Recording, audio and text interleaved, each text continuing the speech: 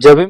मी विकास कडलक. आज आपण Lord Buddha TV चॅनलवरती थेट मावळ लोकसभेमधून जे काही आताचं वातावरण आहे त्यावर चर्चा करण्यासाठी या पिंपरी चिंचवड शहरातील सर्वात अभ्यासू नेतृत्व म्हणून ज्यांचं नाव घेतलं जातं, तसंच काही राजकीय क्षेत्रात, काही धार्मिक क्षेत्रात, काही सामाजिक क्षेत्रात ज्यांना सतत प्रत्येक क्षेत्रामध्ये कोणी ना कोणी आपलं गुरु मानतात आणि राजकीय जर ह्याच्यात पाहिलं तर राजकीय क्षेत्रात एक राजकीय वैचारिक विश्लेषक म्हणून ज्यांच्याकडे पाहिलं जातं, अशा शहराचे जाणकार नेते मानवजी कांबळे साहेब आपण यांच्यासोबत आहोत. साहेब, आज तुमच्याशी चर्चा करण्याची थेट अ, उद्देश असा की मावळ जी लोकसभा आहे, ह्या लोकसभेची निवडणूक लागलेली आहे आणि ह्या मावळ लोकसभेमध्ये आपण पाहतो की अनेक नेते जे आहेत ते दरवर्षी उड्या मारत असतात आणि निवडणुकीच्या रिंगणात येत असतात. पण यंदाचं चित्र काहीतरी वेगळंच दिसतंय आणि ह्या वेळेस मावळ लोकसभेमध्ये शिवसेना विरुद्ध शिवसेना दिसते, जिथे की सुरुवातीपासून राष्ट्रवादीचा एक बालेकिल्ला मानला जायचा. त्यानंतर अनेक वैचारिकांनी किंवा अभ्यासू नेत्यांनी ह्या मावळ लोकसभेला एक वेगळ्याच पद्धतीने आणि एक वैचारिकदृष्ट्या वेगळंच महत्त्व प्राप्त आहे. पण आत्ताची जी सिच्युएशन आहे त्या सिच्युएशनला ह्या मावळ लोकसभेमध्ये एक वातावरण जे आहे ते वेगळंच चित्र दिसतंय. काय सांगाल? नाही, आता ह्या निवडणुकीमध्ये पूर्वी जसं एक पक्ष विरुद्ध दुसरा पक्ष अशा निवडणुका व्हायच्या, परंतु यावेळची निवडणूक ही इंडिया आघाडी विरुद्ध महायुती अशा पद्धतीची ही निवडणूक आहे.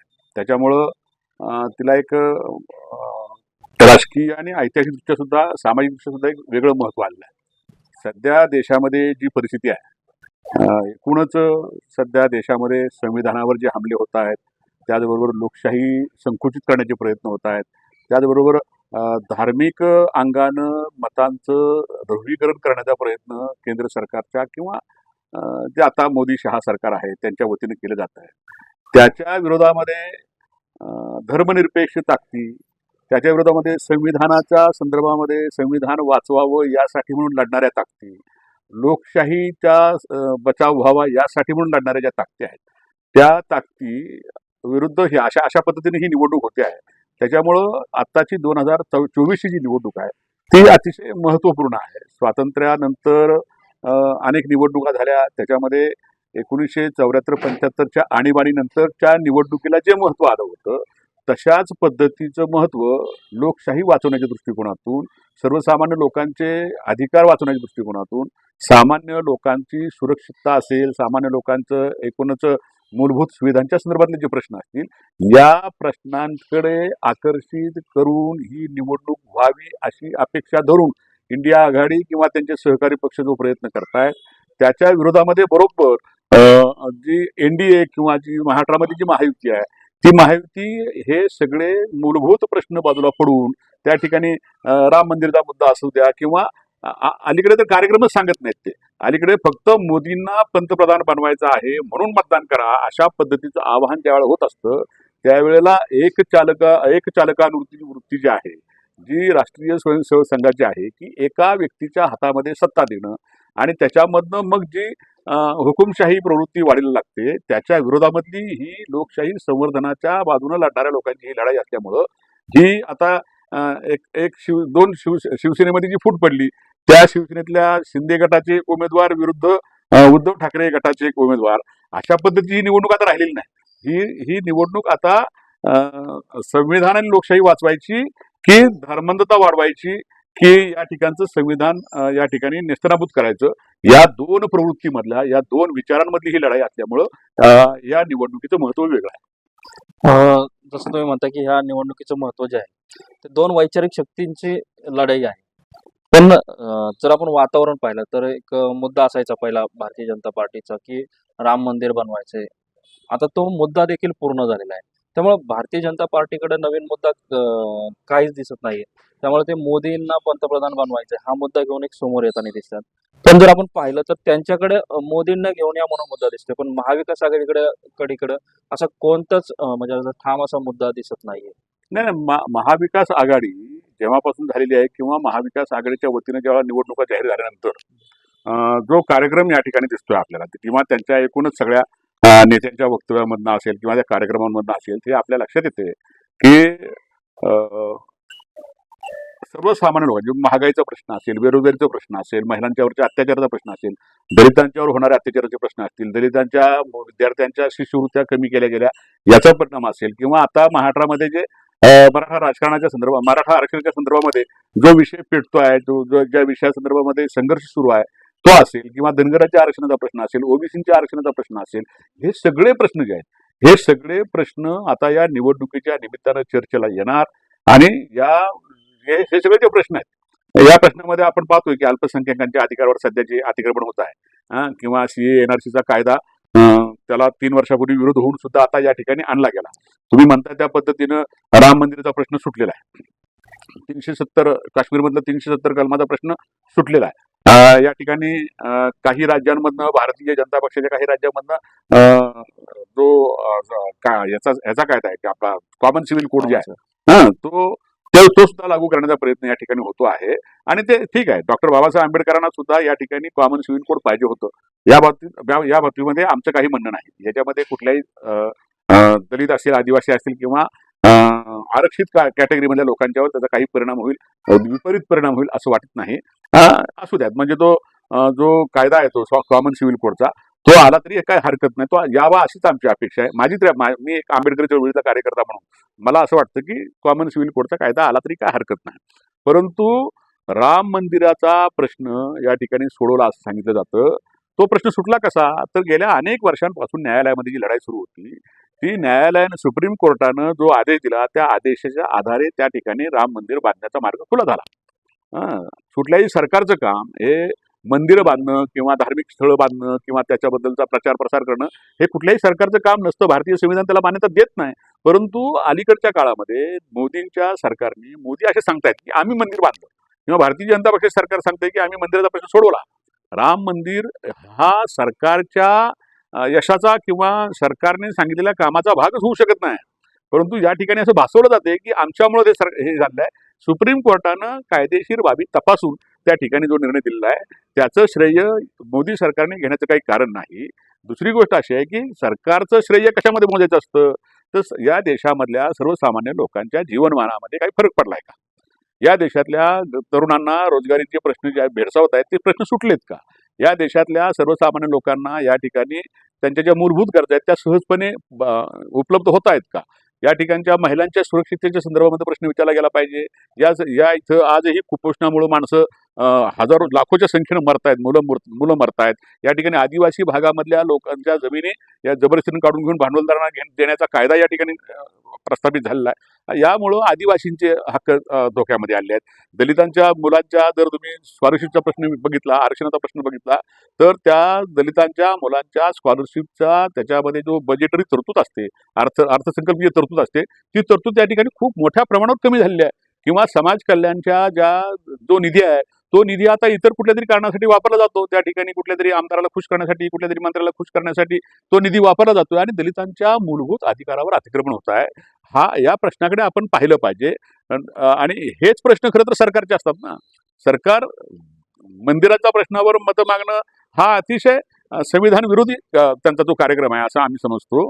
दुसरी गोष्ट, या ठिकाणी एकाच व्यक्तीचा उदो करणं, हा देश या ठिकाणी लोककल्याणकारी राज्यव्यवस्था या देशाने स्वीकारली, प्रातिनिधिक लोकशाही या देशाने स्वीकारली. या प्रातिनिधिक लोकशाहीमध्ये जे खासदार किंवा जे 543 खासदार आपण लोकसभेवर पाठवतो तो प्रत्येक जण इथल्या 15-20 लाख लोकांचं प्रतिनिधित्व करत असतो.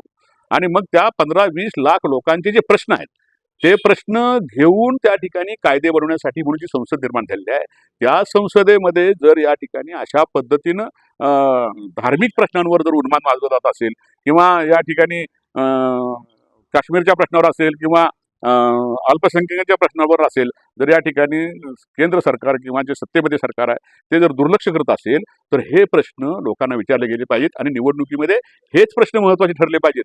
याच प्रश्नांवर निवडणूक झाली पाहिजे असा आमचा आग्रह पहिल्यापासून होता, आजही आहे, उद्याही तोच आग्रह राहील. आम्ही छत्रपती शिवराय फुले शाहू आंबेडकरी चळवळीमध्ये काम करणारे कार्यकर्ते जे आहोत, जो पुरोगामी चळवळीमध्ये काम करणारे जे आम्ही कार्यकर्ते आहोत, तो छत्रपती शिवरायांच्या राज्यव्यवस्थेचा आदर्श घेऊन या ठिकाणी ज्या पद्धतीनं महात्मा ज्योतिबा फुलेंनी रयतेची कल्पना मांडली, रयतेचं राज्य जसं छत्रपती शिवरायांनी स्थापन केलं आणि त्याच पद्धतीचं राज्य सरकार पुढे चालावं, निर्माण व्हावं यासाठी म्हणून ते विचार महात्मा फुलेजींनी मांडले.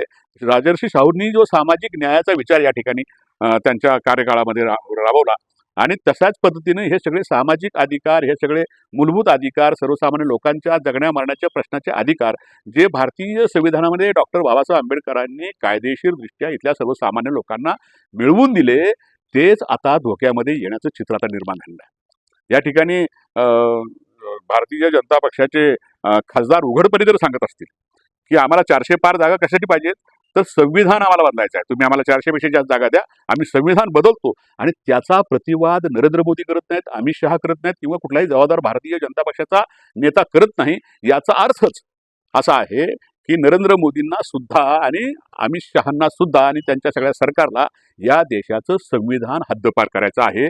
जर त्यांना तसं करायचं नसतं तर संविधानाची शपथ घेऊन ज्या ठिकाणी तुम्ही पंतप्रधान म्हणून काम करत असता त्यावेळेला संविधानाच्या विरोधामध्ये तुमच्याच पक्षातला एक नेता, खासदार, सत्ताधारी पक्षाचा खासदार ज्यावेळेला असं बोलतो त्याचा प्रतिवाद तातडीनं नरेंद्र मोदींनी किंवा अमित शहांनी किंवा जबाबदार लोकांनी तो करायला पाहिजे होता. तो केला जात नाही. हे सुप्तपणे या ठिकाणी अतिशय पद्धतशीरपणे लोकांना इतर प्रश्नांमध्ये गुंतवून ठेवून, धर्माच्या नावाच्या प्रश्नावर गुंतवून ठेवून इथल्या अशा पद्धतीनं एक असं षडयंत्र रचलं जातं या देशामध्ये की भारतीय संविधान जे पहिल्यापासून हे जे सरकार केंद्रामध्ये आता गेल्या 10 वर्षापासून काम करतंय ते राष्ट्रीय स्वयंसेवक संघाच्या मार्गदर्शनाखाली काम करतंय. राष्ट्रीय स्वयंसेवक संघाचा पहिल्यापासून भारतीय संविधानाला विरोध आहे. त्यांचा डॉक्टर बाबासाहेब आंबेडकरांना विरोध आहे. त्यांचा या देशातल्या तिरंग्याला विरोध होता. त्यांचा या देशातल्या सर्व धर्म समभाव या कल्पनेला विरोध होता. या देशातल्या सामाजिक समतेच्या उद्देशाला सुद्धा या सगळ्या लोकांचा विरोध होता. आणि तोच विचार आता त्यांना या ठिकाणी ज्या पद्धतीचं बहुमत मिळालं आहे ते बहुमताच्या आधारावर, त्या पाशवी बहुमताच्या आधारावर या ठिकाणी गेल्या 10 वर्षामध्ये डायरेक्ट इनडायरेक्ट पद्धतीनं त्यांनी संविधानावर हमले सुरू केलेले आहेत. आपण पाहिलं 4-5 वर्षापूर्वी दिल्लीच्या जंतर मंतरच्या मैदानावर भारतीय संविधान जाळलं गेलं आणि त्याच्या डॉक्टर बाबासाहेब आंबेडकरांच्या विरोधामध्ये घोषणा दिल्या गेल्या, संविधानाच्या विरोधामध्ये घोषणा दिल्या गेल्या, परंतु त्यांच्यावर कारवाई झाली नाही. त्यांच्यावर कुठल्याही प्रकारची कारवाई झाली नाही. या ठिकाणी शेतकऱ्यांची आंदोलनं झाली. शेतकऱ्यांच्या विरोधामधले कायदे केले. त्या कायद्याच्या विरोधामध्ये शेतकऱ्यांनी दीड वर्ष जवळपास दिल्लीमध्ये आंदोलन केलं. 750 पेक्षा अधिक शेतकरी त्या ठिकाणी त्यांना मरण पत्करावं लागलं. आणि ते मरण पत्करल्यानंतर या देशाचे कृषी मंत्री म्हणतात की हे लोक जरी हे शेतकरी घरी जरी असते तरी मेलेच असते, तर मेले तर मी त्याला काय करू, अशा पद्धतीने या देशाचे कृषी मंत्री बोलत असतील, या देशातले पंतप्रधान जर बोलत असतील, तर मग हा देशातली लोकशाही धोक्यामध्ये आले हे सांगण्यासाठी आणखी वेगळं काय दाखवायला पाहिजे. या देशातील लोकशाही धोक्यामध्ये आलेली आहे. हा देश लोकशाही असावा, या देशामध्ये संविधानावर आधारित अशा पद्धतीने हा देश चालावा, अशा रचनेसाठी, अशा पद्धतीच्या देशाच्या स्थापनेसाठी म्हणून 6-6.5 लाख लोकांनी स्वातंत्र्य चळवळीमध्ये बलिदान दिलं ना. ते बलिदान कशासाठी दिलं, तर येणाऱ्या पिढ्यांना या ठिकाणी त्यांचे सर्वसामान्य लोकांचे मूलभूत अधिकार त्यांना सहजपणे प्राप्त व्हावेत, असं स्वातंत्र्य मिळावं यासाठी म्हणून ते निर्माण झाले. आणि मग तशा पद्धतीचं स्वातंत्र्य इथल्या लोकांना मिळावं म्हणून भारतीय संविधान निर्माण झालं. भारतीय संविधानानं या देशातल्या सर्वसामान्य माणसाला केंद्रीभूत मानून स्वातंत्र्य, समता, बंधुत्व आणि सामाजिक न्यायाच्या आधारावर या ठिकाणची जी भारतीय संविधान या ठिकाणी दिलेलं आहे, त्या संविधानाचं अस्तित्वच जर धोक्यामध्ये आलं असेल तर मग आम्हाला हा जो दिखाऊ विकास जो म्हणता तुम्ही, जो दिखाऊ विकास चाललाय, कोण म्हणतं खूप मोठे रस्ते झाले, कोण म्हणतं ते समृद्धी मार्ग झाला, कोण म्हणतं द्रुतगती मार्ग झाले, कोण म्हणतं रेल्वे स्टेशन आणखी सुधारले, कोण म्हणतं आणखी एअरपोर्ट वाढले. या सगळ्या गोष्टींचा इथल्या सर्वसामान्य लोकांच्या मूलभूत जगण्यावर जर चांगला परिणाम होणार नसेल तर हा विकास काय कामाचा ना. विकास आम्हाला सर्वसामान्य माणसाचा पाहिजे. 2014 मध्ये 25 ते 30 कोटी लोकांना या ठिकाणी मोफत धान्य देण्याची योजना होती. आणि 2024 मध्ये आज जर पंतप्रधान सांगत असतील की 80 कोटी लोकांना आम्ही मोफत धान्य देतोय, तर गरिबी वाढली ना, विषमता वाढली. हे सरकारचं खरं तर सरकारचं काय त्याला म्हणतो आपण, अपयश आहे, खूप मोठं अपयश आहे. परंतु ते अभिमानानं सांगितलं जातंय आणि लोकांना पटतंय ते. हे खूप दुर्दैव आहे. या ठिकाणी देशातल्या सरकारच्या जनविरोधी धोरणाच्या विरोधामध्ये बोलणाऱ्या लोकांना या ठिकाणी जेलमध्ये टाकलं जाते. UAPA सारखा कायदा लावून त्या ठिकाणी त्यांना जेलमध्ये टाकलं जाते. जर पत्रकार काही लोकांच्या बाजूनी काही त्या ठिकाणी रिपोर्टिंग करत असतील किंवा त्या ठिकाणी सरकारच्या विरोधामध्ये बातम्या देत असतील तर त्यांना वर्ष दीड वर्ष जेलमध्ये टाकलं जात आहे. आजही शेकड्यानं पत्रकार जेलमध्ये आहेत. का तर त्यांनी सरकारच्या धोरणाच्या विरोधामध्ये लिहिलं. हाथरस प्रकरणामध्ये ज्या दलित मुलीची हत्या झाली त्या हत्येचा रिपोर्टिंग करायला जो तो पत्रकार गेला केरळामधला त्याला सुद्धा 2.5 वर्ष जामीन न होता जेलमध्ये टाकण्याचं पाप या सरकारने केलेलं आहे. हे काय दाखवतंय? इथले अल्पसंख्याक मुलींच्यावर ज्यावेळेला अत्याचार होतात त्यावेळेला त्या बलात्कार करणाऱ्या लोकांच्या समर्थनामध्ये भारतीय जनता पक्षाचे आमदार मोर्चे काढतात. हे आपण पाहिलंय. मणिपूरमध्ये ज्यावेळेला 2 आमच्या महिलांना विवस्त्र करून सामुदायिकपणे त्यांची विटंबना केली गेली, त्यांच्यावर सामूहिक अत्याचार करण्याचा प्रयत्न केला गेला. या देशाचे प्रधानमंत्री अधिवेशन सुरू असताना सुद्धा, संसदेचं अधिवेशन सुरू असताना सुद्धा त्या संदर्भामध्ये काही बोलत नाहीत. 1-1.5 मिनिटाचं काहीतरी स्टेटमेंट करतात आणि अशा पद्धतीनं तिथं मणिपूरमध्ये भेट देणं त्यांनी गरजेचं होतं. लोकांच्या मध्ये त्या ठिकाणी कॉन्फिडन्स वाढवणं गरजेचं होतं, परंतु ते त्यांनी केलं नाही. इथे अनुष्का शर्मा नावाच्या अभिनेत्रीला मूल झालं तर अभिनंदन करण्याला वेळ आहे पंतप्रधानांना. ते अभिनंदन त्यांचं करतात. किंवा आणखी कुणाला काय झालं सिनेसृष्टीमध्ये काय झालं तर हे दुःख व्यक्त करायला लगेच 1 नंबर लगेच पहिलं सगळं ट्विट पहिल्यांदा प्रधानमंत्र्याचं असतं. परंतु इथे ज्या महिलांना तुम्ही माता म्हणता, ज्या महिलांना बेटी बचाओ बेटी पढाओ नावाचा जे घोषणा करून तुम्ही पुढे येत आहात आणि तुम्ही सांगतात की या देशातल्या महिला आमच्या माता आहेत असं ज्यावेळेला सांगता त्यावेळेला या मातांच्यावर ज्या वेळेला अत्याचार होतात ते अत्याचार होत असताना तुम्ही शांत कसे राहू शकता? आणि तुम्ही शांत राहता याचा अर्थ त्या अत्याचाराच्या तुम्ही पाठीशी आहात, अत्याचार करणाऱ्यांना तुम्ही सपोर्ट करतात असा त्याचा अर्थ होतो. आणि म्हणून हे सरकार नको आहे अशी भावना आहे सर्वसामान्य लोकांची भावना आहे.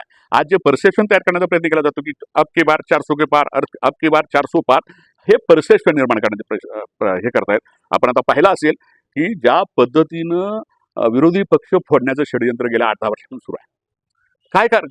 कसे फोडतायत ते? ईडीची, सीबीआयची, इन्कम टॅक्सची भीती दाखवून.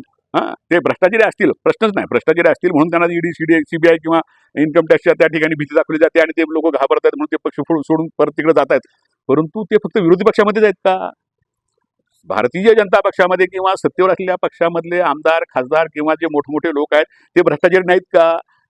ते नाहीत असं त्यांना म्हणायचं असेल तर मग आम्हाला सांगावं लागेल कोण कोण भ्रष्टाचारी आहेत.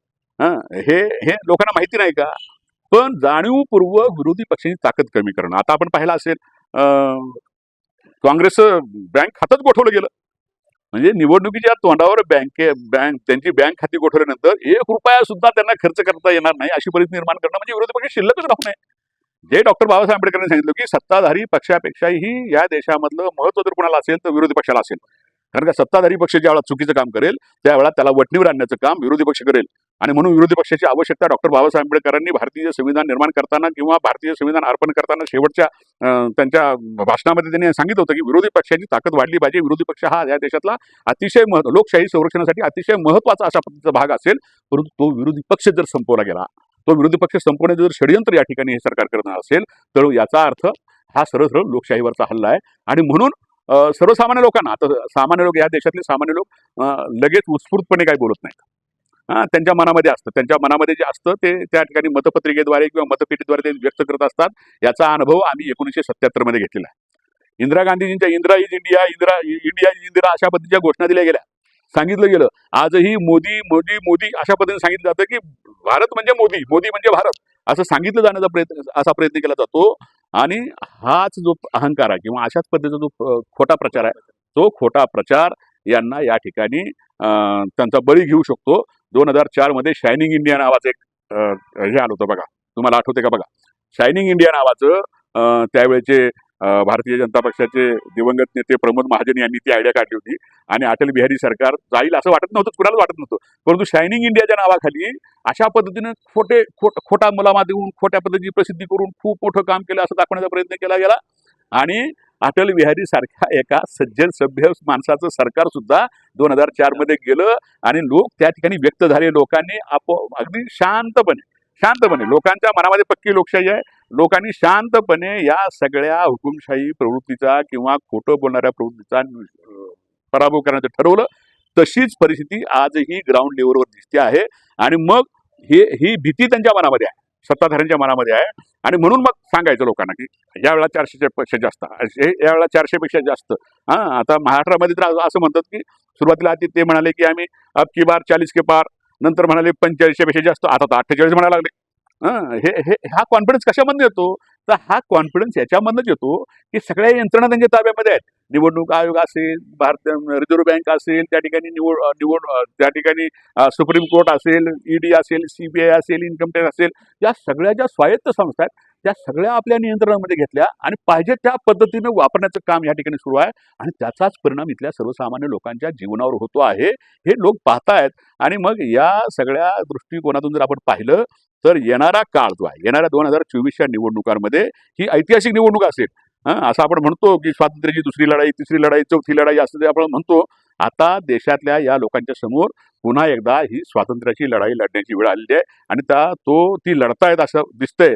शेतकरी नाराज आहे, कामगार नाराज आहेत, विद्यार्थी नाराज आहेत, युपीएससीचे विद्यार्थी नाराज आहेत, एमपीएससीचे विद्यार्थी नाराज आहेत. या ठिकाणी दरवर्षी 2 कोटी रोजगार दिवस सांगितलं गेलं. आतापर्यंत म्हणजे याचा अर्थ 20 कोटी रोजगार निर्माण व्हायला पाहिजे. पण आता कालच आकडेवारी ILFच्या म्हणजे इंटरनॅशनल लेबर ऑर्गनायझेशनची आकडेवारी आली की या देशातले 80% तरुण आज बेकार आहेत.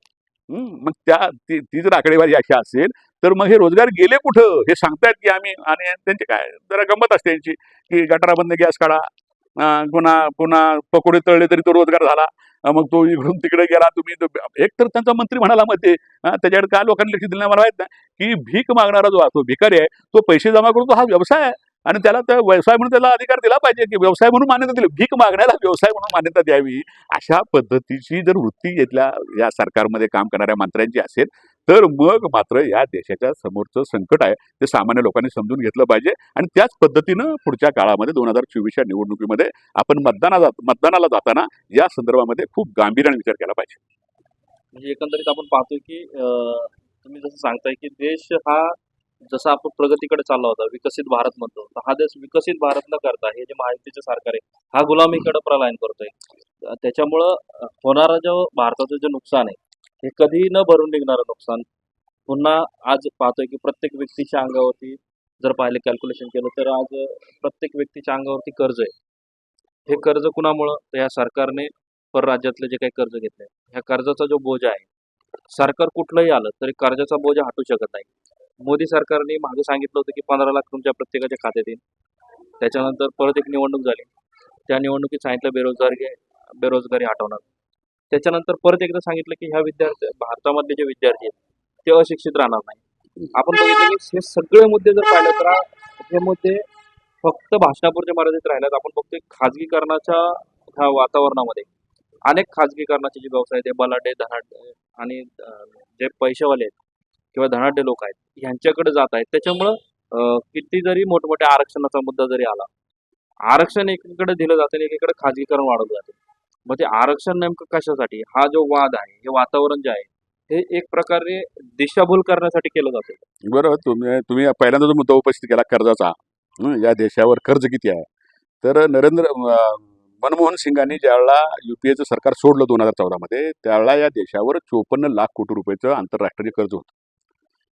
ते 1947 पासून 2014 पर्यंतचे जे 50-55 वर्षाचं राज्य होतं त्या काळामध्ये 54 लाख कोटी रुपयाचं कर्ज या देशानं घेतलं परदेशातमधनं आणि 2014 पासून 2024 पर्यंत हे कर्ज 2 कोटी 25 लाख कोटी रुपये झाले. याचा अर्थ जवळपास 2.25 कोटी लाख 2.25 कोटी लाख रुपयांचं कर्ज या मोदी सरकारच्या काळामध्ये आपल्यावर वाढले आणि त्याचा जो बोजा आहे तो सर्वसामान्य लोकांच्यावर पडतोय. दुसरी गोष्ट इथं महत्वाची तुम्हाला सांगितली पाहिजे की रोजगाराच्या संदर्भामध्ये मगाशी मी म्हणालो रोजगार यांनी दिले नाहीतच, उलटे रोजगार कमी केले. मधल्या काळामध्ये कोरोनाचा काळ होता, त्या कोरोनाच्या काळामध्ये आपण कामगारांचे काय हाल झाले हे आपण पाहिलं असेल. रस्त्यावरून जाता शेकडो कामगार त्या ठिकाणी मेले, कुटुंबासह मेले. त्या काळामध्ये सरकारने कुठलंही सुरक्षा या कामगारांना दिली नाही. आज अशी परिस्थिती आहे की आज आपण पिंपरी चिंचवड शहरामध्ये जर पाहिलं राहतो आपण पिंपरी चिंचवड शहरामध्ये 8 ते 10 हजार रुपये प्रति महिना मजुरीवर काम करणाऱ्या लाखो लोकांची आज इथे संख्या आहे. एका बाजूला कोरोनाच्या काळामध्ये 25% गरिबी वाढली. त्याच वेळेला इथल्या जे निवडक असे जे उद्योगपती आहेत, अडाणी अंबानी यासारखे जे उद्योगपती आहेत त्यांची संपत्ती 180 पटीने वाढली. हे का होत असेल? हे कसं होतंय? आपण पाहिलं असेल आता नुकताच इलेक्टोरल बॉन्डचा जो घोटाळा बाहेर आला, तुम्ही पाहिलं असेल की त्यावेळेला कोविडच्या काळामध्ये ती लस जी मिळाली कोविशिल्ड किंवा काय असेल ती लस, तिथं ते इथल्या कुठली कंपनी ती ह्यांची कंपनी, पुनावाल्यांची कंपनी, त्या पुनावालांना, सायरस पुनावालांना या ठिकाणी हे ज्यावेळेला दिलं गेलं, कोविडचं लायसन्स दिलं गेलं बनवण्याचं, त्याच काळामध्ये त्यांनी इलेक्ट्रोल बॉन्ड त्या ठिकाणी शेकडो कोटी रुपयाचे इलेक्ट्रोल बॉन्ड भारतीय जनता पक्षाला दिले. कशाच्या आधारावर दिलं जातं हे? किंवा ज्या ठिकाणी आपण म्हणतो की जी जी फ्युचर इन्शुरन्स नावाची जी कंपनी आहे, तर ती लॉटरीची कंपनी आहे. तिनं या ठिकाणी ज्या वेळा त्यांच्यावर इन्कम टॅक्सच्या आणि सीबीआयच्या धाडी पडल्या त्याच काळामध्ये या ठिकाणी इलेक्ट्रोल बॉन्ड खरेदी केले, भारतीय जनता पक्षाला दिले. इथे आपली मेघा एंटरप्राइज नावाची एक कंपनी आहे आंध्र प्रदेशमधली, त्यांच्यावर इन्कम टॅक्सची आणि सीबीआयची धाड पडली. त्यांनी 100 कोटी रुपयाचे इलेक्ट्रोल बॉन्ड घेतले, ते भारतीय जनता पक्षाला दिले आणि त्याच्यानंतर लगेच महाराष्ट्रामध्ये एकनाथ शिंदेच्या सरकारने 14,000 कोटी रुपयाच्या मूलभूत कामांचं कॉन्ट्रॅक्ट त्या मेगा जनरल कंपनीला दिले. हे काय दाखवतंय? श्रीमंत म्हणजे भांडवलदारांना मदत करण्यासाठी म्हणून, आणि हे पैसे कुणाचे आहेत? ह्या कर्जरोख्यांमध्ये जे पैसे जमा केले जातात किंवा जे कॉन्ट्रॅक्ट दिले जातात, 14,000 कोटी रुपयाचं कॉन्ट्रॅक्ट दिलं समजा त्या मेगा इंडस्ट्रीजला दिले गेलं. आता हे काम 14,000 कोटी रुपये हे कुणाच्या खर्चामधनं होणार आहे? तर त्यांना पैसे जे महाराष्ट्रामधले किंवा भारतामधले जे टॅक्स पेअर आहेत त्यांच्या पैशामध्ये दिले जाणार आहेत ना. मग नुकसान कोणाचं होणार आहे? नुकसान इथल्या सर्वसामान्य लोकांचं होणार आहे आणि तो सगळा पैसा काढून भांडवल दिला जातोय. इथल्या गरिबांना काय मिळतंय? गरिबांना काहीच मिळत नाही. इथं जीएसटीचं जर तुम्ही कलेक्शन पाहिलं तर 65% जीएसटी हा या देशातला सर्वसामान्य माणूस भरतो. आणि हे उद्योगपती मोठे मोठे आहेत ना, त्यांचा जर शेअर पाहिला जीएसटी मधला तर तो 10% जास्त नाही. अशा पद्धतीने म्हणजे टॅक्स भरायला त्यांना सगळे सवलती आहेत. एका बाजूला 14 लाख कोटी रुपयाची राईट ऑफ कर्ज त्यांची राईट ऑफ केली, त्यातनं केवळ हजार एक कोटी रुपये पण वसूल झाले नसतील त्यांचे, परंतु राईट ऑफ केली गेली. शेतकऱ्यांना मात्र कर्जमाफी मिळत नाही. इथल्या गरिबांना काही कुठल्याही प्रकारच्या सुविधा मिळत नाहीत. इथं शिक्षणाचं प्रायव्हेटायझेशन करून बहुजन समाजामधल्या मुलांना शिक्षणापासून दूर ठेवण्याचं या ठिकाणी व्यवस्थितपणे षडयंत्र सुरू आहे. आता जे नवीन शैक्षणिक धोरण आलंय त्याच्यामध्ये ते जे संमत केलेलं आहे त्याच्यामध्ये व्यावसायिक शिक्षणाला प्राधान्य देणार त्यांनी सांगितलं. तर कुठले व्यावसायिक शिक्षण? जर जातीवार जे व्यावसायिक शिक्षण आपल्याकडे होतं, म्हणजे लोहार, सुतार, चर्मकार किंवा आणखी जे अशा पद्धतीचे व्यवसाय आहेत, त्या जातीमधनं आलेला विद्यार्थी 6वी पासूनच त्याचा जो जातीगत व्यवसाय आहे त्या व्यवसायाला त्याच्यामध्ये त्याला वाढ करता यावी म्हणून त्याला प्रशिक्षण देणार आहे. याचा अर्थ काय होतो की ह्या गरिबांची किंवा ह्या जाती व्यवस्थेने लादलेल्या सगळ्या जी कामं आहेत, ज्या कामांचा या ठिकाणी आम्ही द्वेष करतो, तीच कामं पुन्हा त्यांनी करावीत अशा पद्धतीचं शैक्षणिक धोरण केंद्राच्या पातळीवर मान्य करण्यात आलेलं आहे. हे काय सांगतंय? हे लोकांना कळत कसं नाही मला समजत नाही. हे पुन्हा इथली जी जाती व्यवस्था आहे ती पुन्हा प्रस्थापित व्हावी यासाठी म्हणून हा केलेला प्रयत्न आहे. आणि पुन्हा मग पूर्वी जसं मध्यकालीन युगामध्ये ज्या पद्धतीनं मनुस्मृतीचं या ठिकाणी राजवट होती आणि मग एका विशिष्ट समाजाला शिक्षणाचे अधिकार, दुसऱ्या समाजाला आणखी दुसरे अधिकार, अशा पद्धतीनं, आणि दलितांना किंवा अस्पृश्य लोक त्यावेळेला म्हणायचे, आपण आता दलित म्हणूया त्यांना, तर दलितांना त्यांना प्रगतीसाठीचे दरवाजे जे या ठिकाणी शिक्षण निर्माण करून ठेवते, भारतीय संविधान निर्माण करून ठेवते, ते त्या ठिकाणी त्यांना मिळणारी संधी जी आहे, विशेष संधी जी आहे, ती विशेष संधी नाकारण्याचं काम या ठिकाणी केलं जात आहे. हे आपण समजून का घेत नाही? या महाराष्ट्र सरकारने या ठिकाणी 65,000 सरकारी शाळा बंद करण्याची क्लस्टर योजना, क्लस्टर करायचं शाळांचं, पटसंख्येचा दाखला देत त्यांनी ते शाळांचं क्लस्टर करायचं. 4-4, 5-5 शाळा मिळून त्या ठिकाणी एक शाळा निर्माण होईल आणि ती शाळा कुणी निर्माण करायची? तर तिथल्या भांडवलदारांनी निर्माण करायची. तर शाळा दत्तक योजना काढली गेली. आता त्यातल्या 21,000 शाळा बंद करायचा निर्णय घेतला आणि मग त्या खेडेगावामधल्या, ग्रामीण भागामधल्या ज्या मुली शिक्षणासाठी शिक्षण घेत आहेत, त्यांना जो अधिकार दिला या देशातल्या कायद्यानं, शिक्षणाचा कायदा करून, तो आता 6-7 किलोमीटर जर शाळा झाली तर खेडेगावामध्ये मुलींना शिक्षणापासून दूर राहावं लागेल. आणि हे आपण समजून घेतलं पाहिजे. बहुजन समाजामधल्या, शेतकरी कुटुंबामधल्या, गोरगरीब कुटुंबामधल्या मुलांना शिक्षणापासून दूर ठेवण्याचं एक षडयंत्र आहे, हे आपण समजून घेतलं पाहिजे. हे आपण अटल बिहारी वाजपेयी सरकार चांगलं होतं असं आपण म्हणतो, परंतु अटल बिहारी वाजपेयींच्या काळामध्येच त्यांच्या सरकार यायच्या अगोदर या ठिकाणी प्रायव्हेट कॉलेजेसना मान्यता मिळाली बघा. इंजिनिअरिंग कॉलेज मेडिकल कॉलेजला मिळाली होती. पण त्याच्या शुल्कावर किंवा फीवर नियंत्रण सरकारचं होतं. त्याच्यामुळं 20-25 हजार रुपये वर्षाच्या फी मध्ये पोरं इंजिनियर होत होती. अटल बिहारींच्या काळामध्ये या फी शुल्कावर असलेलं नियंत्रण जे सरकारी होतं ते काढून टाकलं गेलं आणि सरकार त्या शिक्षण संस्था चालकांना त्या ठिकाणी परमिशन दिलं, ठरवून दिलं की त्यांना स्वातंत्र्य दिलं, तुम्ही किती फी ठरवा आणि त्या फी तुम्ही आकारून त्या ठिकाणी विद्यार्थ्यांना शिक्षण घ्या. आज अशी अवस्था आहे की इथल्या कामगारांची कष्टकऱ्यांची मुलं वर्षाची 2-2.5 लाख रुपये इंजिनिअरिंगची फी भरून कशी शिकतील? हे हे हे हे कुठल्या वृत्तीवरून आलं होतं? भारतीय जनता पक्षाचं सरकार अटल बिहारी वाजपेयींचं होतं. अटल बिहारी वाजपेयी वैयक्तिक सज्जन असतील सुद्धा, परंतु सरकार म्हणून धोरण म्हणून राबवत असताना इथल्या बहुजनांच्या मुलांना शिक्षण मिळू नये अशा पद्धतीचंच धोरण त्या ठिकाणी, फक्त ते आपल्याला अटल बिहारी वाजपेयी होते म्हणून ते मधातून दिलेलं विष होतं ते आपल्याला कळालं नाही. परंतु तीच आता जे नरेंद्र मोदीजींचं सरकार जे आहे ते नरेंद्र मोदीजींचं सरकार डायरेक्ट इंजेक्शन द्यायला लागले. आता ते डायरेक्ट इंजेक्शन देते आणि डायरेक्ट मारते लोकांना. आणि आता बहुजनांची पोरं शिकणार नाही तिथून पुढच्या काळामध्ये जर अशी परिस्थिती राहिली तर. हे सुद्धा आपण समजून घेतलं पाहिजे. शिक्षण हे अतिशय महत्वाचं आहे. आरोग्य व्यवस्था अतिशय महत्वाची आहे. वैद्यकीय सुविधा अतिशय महत्वाच्या आहेत. इथे वैद्यकीय सुविधांचं खाजगीकरण केलं गेलं. सरकारी दवाखाने बंद पडावेत यासाठी म्हणून प्रायव्हेट इन्शुरन्स कंपन्यांना परमिशन दिली गेली. प्रायव्हेट इन्शुरन्स कंपन्या त्या ठिकाणी मोठमोठ्या मेडिकल हेल्थ स्कीम काढतात. त्या मेडिकल हेल्थ स्कीमची आता त्याच्यावर दरावर काय नियंत्रण राहिलं नाही.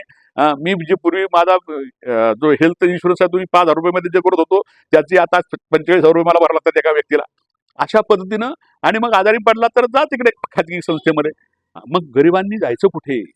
हा एवढा इन्शुरन्स कंपन्यांवर खर्च करण्यापेक्षा, त्यांना लायसन्स देण्यापेक्षा तोच खर्च जर या ठिकाणी सर्वसामान्य लोकांसाठी म्हणून सरकारी दवाखाने आणि त्यांना साधनं उपलब्ध करून दिली असती तर त्या ठिकाणी गोरगरीब लोकांना सहजपणे उपचार मिळाले असते. शाळा निर्माण केल्या असत्या. जसं आता आपण पाहिलं असेल दिल्लीमध्ये अरविंद केजरीवालांनी या ठिकाणी आदर्श अशा पद्धतीची शिक्षण व्यवस्था निर्माण केली. गरिबांच्या मुलांना चांगलं शिक्षण मिळतंय. आता प्रायव्हेट शाळांमधनं काढून पोरं आता सरकारी शाळेमध्ये दिल्लीमध्ये जायला लागले. तसे आपल्याला महाराष्ट्रामध्ये सुद्धा करता येईल, सगळ्या राज्यांमध्ये करता येईल. परंतु धोरण जर तसं नसेल, खाजगीकरणाचं धोरण जर असेल तर मग ते कसं होणार? याचा सुद्धा विचार केला पाहिजे. सरकार असं असलं पाहिजे, या देशातल्या सामान्य माणसाला, या देशातल्या तळागाळातल्या माणसाला, या देशातल्या गरीब माणसाला त्या ठिकाणी सन्मानानं जगता येईल अशा पद्धतीची व्यवस्था निर्माण करून देणारं सरकार या ठिकाणी असलं पाहिजे. ते इथं सरकार काय होतंय, सामान्य माणसाला मातीमध्ये घालणं आणि इथल्या भांडवलदारांना वर काढणं अशा पद्धतीचे हे सरकार जर असेल, अशा पद्धतीने हे सरकार जर पुढे जाणार असेल तर या देशातल्या सर्वसामान्य माणसांच्या आयुष्याची राखरांगोळी झाल्याशिवाय राहणार नाही. म्हणून या ठिकाणी आता अशा पद्धतीच्या जनविरोधी धोरणांची अंमलबजावणी करणारे सरकारच्या विरोधामध्ये उभं राहणं इथल्या सर्वसामान्य लोकांची जबाबदारी आहे. जसं की आपण पाहिलं की पुणे जिल्ह्यामध्ये 4 लोकसभा ज्या आहेत, पुणे असेल, मुळशी, बारामती, त्याच्यानंतर आपण मावळ आणि आपलं शिरूरमधली परिस्थिती बघितली तर अमोल कोल्हे वर्सेस आढळराव पाटील, म्हणजे राष्ट्रवादी वर्सेस राष्ट्रवादी. मावळात बघितलं आपण शिवसेना वर्सेस शिवसेना, म्हणजे उद्धव ठाकरे गटाकडून संजोग वगैरे असतील तर शिंदे गटाकडून श्रीरंग बारणे. तसंच आपण मावळमध्ये बघितलं तर राष्ट्रवादी वर्सेस पुन्हा राष्ट्रवादी, म्हणजे सुप्रियाताई सुळे असतील, त्यानंतर सुनेत्रा वहिनी असतील, अजित पवारांच्या मिसेस. म्हणजे एकंदरीत भारतीय जनता पार्टी जर 48 जागा ह्या महाराष्ट्रातून जिंकणार आहे असं भविष्य वर्तवत आहे. एकंदरीत मला सांगा की आता पुण्याची लोकसभा जर सोडली तर 3 लोकसभा भारतीय जनता पार्टीकडे नाही आहे. आणि ह्या 4 लोकसभेमध्ये जर पाहिलं तर सध्या भारतीय जनता पार्टीवरती रोष आहे. सर्वजण विरोधात बोलतात आहेत. 19लाही तसंच झालं, सर्वजण विरोधात बोलत होते पण मात्र सत्तेत तेच आले. आत्ताही सर्व विरोधात बोलतात आहेत पण मात्र सत्तेत तेच येणार असा त्यांचा ठाम विश्वास आहे. म्हणजे एकंदरीत मावळ, शिरूर किंवा बारामती असेल, इकडचं जो वातावरण आहे हे कुठंतरी भारतीय जनता पक्षाला म्हणजे विश्वास नव्हता का की त्या ह्या जागा जिंकतील, किंवा मावळचं हे जे आहे पुण्याची लोकसभेची जी जागा आहे तीसुद्धा तिथे त्यांनी जी दिली ती त्यासाठी पण आता जे मुरलीधर मोहोळ आहेत यांच्या बऱ्याच चर्चा आहेत. आपण पाहिलं की आता दंगेकर आहेत त्यांच्याही बऱ्याच चर्चा आहेत. आणि वसंत मोरे आहेत जे आत्ता नुकतंच प्रकाश आंबेडकर यांना भेटून वंचितकडून प्रयत्न करतात. एकंदरीत काय असं वाटतं की ह्या पुणे जिल्ह्याचं जे वातावरण आहे ह्या लोकसभेमध्ये बदलू पाहत आहे का? नाही, कसं आहे की पुणे जिल्ह्यामध्ये आता ज्या चार जागा तुम्ही सांगितल्या तर बारामती लोकसभा मतदारसंघामध्ये शरदचंद्र पवारांच्या राष्ट्रवादी काँग्रेसकडनं सुप्रियाताई सुळे लढत आहेत आणि एन डी एकडनं राष्ट्रवादी काँग्रेसच्या महायुतीकडनं राष्ट्रवादी काँग्रेस अजित पवारांच्या गटाच्या सुनेत्रा पवार लढत आहेत. तिथे आता दोन पवारांमध्येच लढत लागलेली आहे. भारतीय जनता पक्षाचं विजयी होण्यासारखं स्थान बारामती मतदारसंघामध्ये कधीच नव्हतं.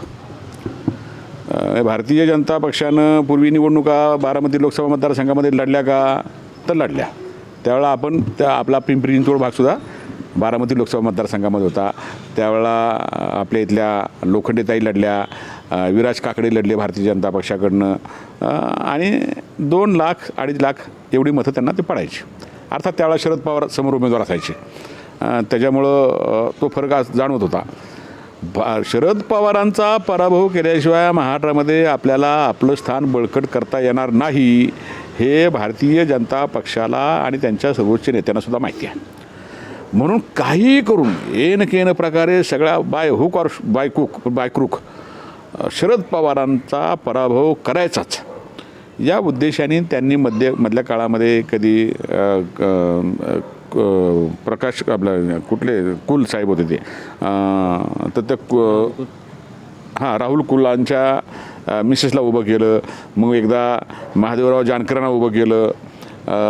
महादेवराव जानकरांनी बऱ्यापैकी मतं मिळवली, परंतु लाखभराच्या मताच्या फरकानं त्यावेळेलासुद्धा सुप्रियाताई निवडून आल्या होत्या आणि मागच्या वेळेलासुद्धा त्या साधारणपणे 1.5 लाख मताच्या फरकाने निवडून आल्या आहेत. आता परिस्थिती अशी आहे की अजित पवारांच्या पत्नी त्या ठिकाणी उभ्या आहेत आणि सुप्रियाताई सुळे उभ्या आहेत.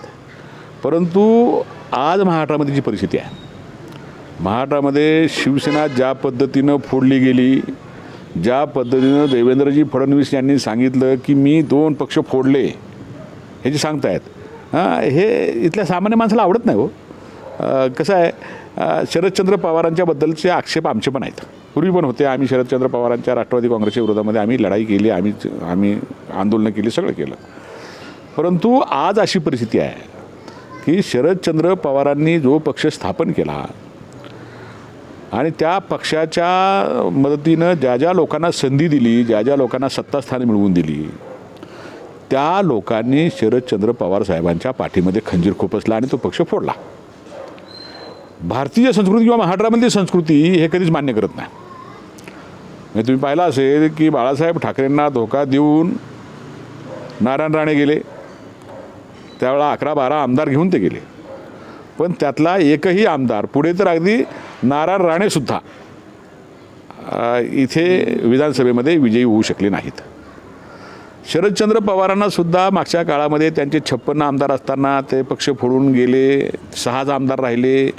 शरदचंद्र पवार साहेबांना सोडून गेलेले आमदार पुन्हा निवडून आले नाहीत. पवार साहेबांनी पुन्हा एकदा ताकद उभी केली, पुन्हा एकदा त्या ठिकाणी ते हे मान्य आहे की त्यांच्या कधी स्वतःच्या ताकदीवर त्यांचं सरकार ह्या ठिकाणी आलं नाही, हे मान्य करावं लागेल. परंतु बारामती लोकसभा मतदारसंघामधला जो विकास त्यांनी केला, बारामती शहराचा असेल, तिथे येऊन नरेंद्र मोदी सांगतात की अख्ख्या देशामध्ये बारामतीसारखं मॉडेल उभं राहिलं पाहिजे. याचा अर्थ तुम्ही कबूल करता की तिथे विकास झालेला आहे. चंद्रशेखरजी पंतप्रधान असताना त्या ठिकाणी येतात आणि बारामतीच्या विकासाचं कौतुक करतात. देवेगौडाजी येतात, त्या ठिकाणी बारामतीच्या विकासाचं कौतुक करतात. याचा अर्थ काहीतरी असेल ना तिथे. आणि शरदचंद्र पवारांनी या देशातल्या किंवा शरदचंद्र पवार ह्या देशातल्या अशा जमिनीवरच्या राजकारणाच्या संदर्भामधले खूप जाणकार व्यक्ती आहेत. त्यांनी त्यांच्या कृषी मंत्रीच्या काळामध्ये या ठिकाणच्या फळांच्या शेतीच्या संदर्भामध्ये घेतलेली धोरणं असतील, कांदा निर्यातीच्या संदर्भामध्ये घेतलेली धोरणं असतील, इथं शेतकऱ्यांच्या कर्जमाफीची एकमेव मोठी 64,000 कोटी रुपयाची जी कर्जमाफी झाली आहे देशातल्या शेतकऱ्यांना, ती शरदचंद्र पवारांच्या काळामध्ये झाली. पिंपरी चिंचवड शहराचा विकास असेल, पुण्याचा विकास असेल, आजूबाजूच्या ज्या MIDCs झाल्या आपण पाहतो. अगदी लांब कशाला, आपण हिंजवडीमध्ये गेलो आपण, ज्या ठिकाणी हिंजवडीमध्ये IT पार्क उभा आहे, तिथे पूर्वी साखर कारखाना होता. विदुराजी नवलेंचा साखर कारखाना त्या ठिकाणी, संत तुकाराम सहकारी साखर कारखाना त्या ठिकाणी उभा राहणार होता. शरदचंद्र पवारांनी त्याचं भूमिपूजन सुद्धा केलं कारखान्याचं, परंतु त्यांच्या लक्षात आलं की ही जागा IT पार्कसाठी योग्य आहे. आणि मग त्यांनी सांगितलं की तुम्हाला आम्ही वेगळी जागा देऊ, त्या ठिकाणी साखर कारखाना काढा. आणि आज त्या ठिकाणी IT पार्क झालेला आहे. आज जगाच्या नकाशावर पिंपरी चिंचवड किंवा हिंजवडीचा आज नाव येतं आहे. आज 5 लाखापेक्षा अधिक लोक ITS त्या ठिकाणी रोजगार त्यांना तिथे मिळाला आहे. आजूबाजूच्या शेती जमिनीच्या किमती वाढल्या, आजूबाजूच्या लोकांच्या राहणीमानामध्ये वाढ झाली, पिंपरी चिंचवड शहरामध्ये व्यापारामध्ये वाढ झाली, औद्योगिक विकास त्या ठिकाणी झाला. हे शरदचंद्र पवारांचं काम आहे ना. शरदचंद्र पवारांनी अख्ख्या राज्याचा विकास कशा पद्धतीने करता येईल, धोरणात्मक निर्णय कसे घेता येतील. त्यांनी आपण किल्लारीच्या भूकंपामध्ये पाहिलं असेल काय किती वेगानं त्या ठिकाणी त्या लोकांचं त्या ठिकाणी त्यांनी पुनर्वसन केलं. संकट काळामध्ये लोकांना मदत करणं, संकट काळामध्ये मदत करण्याची त्यांची जी एकूण जी क्षमता आहे ती पाहून भुजमध्ये जो गुजरातमध्ये ज्यावेळा भूकंप झाला, सगळ्यात मोठा भूकंप झाला, तर त्या ठिकाणच्या भूकंपग्रस्त लोकांचं पुनर्वसन व्हावं म्हणून विरोधी पक्षामध्ये स्वतः असताना शरद पवार असताना सुद्धा अटल बिहारी वाजपेयींनी त्या तिथल्या समितीचं अध्यक्ष त्यांना नेमलं होतं. याचं आणि हे सगळं काम लोकांनी पाहिलं आहे ना. बारामतीची ओळख किंवा महाराष्ट्राची ओळख जर आपण कुठे गेलो तर शरदचंद्र पवारांचा महाराष्ट्र असं म्हटलं जातं. यशवंतराव चव्हाणांच्या नंतर शरदचंद्र पवारांचा महाराष्ट्र असं लोक म्हणतात. तर ती प्रतिमा आहे शरदचंद्र पवारांची. आणि अशा शरदचंद्र पवारांना अजित पवारांनी फसवलं. त्यांच्या पाठीमध्ये खंजीर खुपसला अशी जी भावना लोकांनी झाली, त्यामुळं प्रचंड सहानुभूती शरदचंद्र पवारांच्या बाजूने आहे. आणि त्यामुळं कितीही प्रयत्न केले, म्हणजे ते चंद्रकांत दादा पाटील म्हणले की शरदचंद्र पवारांचा पराभव करणं हेच आमचं ध्येय आहे असं ते म्हटले. म्हणजे इतक्या वैयक्तिक पातळीवर येऊन जर तुम्ही एक पक्षाचा मोठा नेता असं बोलत असेल तर तुमचा उद्देश समजतो, तुमचा हेतू समजतो, तुमची नियत समजते, तुमची नियती समजते. आणि मग लोक हे पाहतात ना. ह्या महाराष्ट्रातला शेतकरी, महाराष्ट्रातला कामगार इतका अज्ञान नाही आहे. त्याला माहिती आहे की आता कुठे कळ दाबायची आहे. तो शरदचंद्र पवारांच्या बाजूने उभा राहणार. आपण मागच्या विधानसभेच्या निवडणुकीमध्ये सुद्धा पाहिलं असेल की लोक म्हटले संपलं संपलं संपलं, सगळे विरोधी पक्ष संपले, काँग्रेस संपली, राष्ट्रवादी संपली.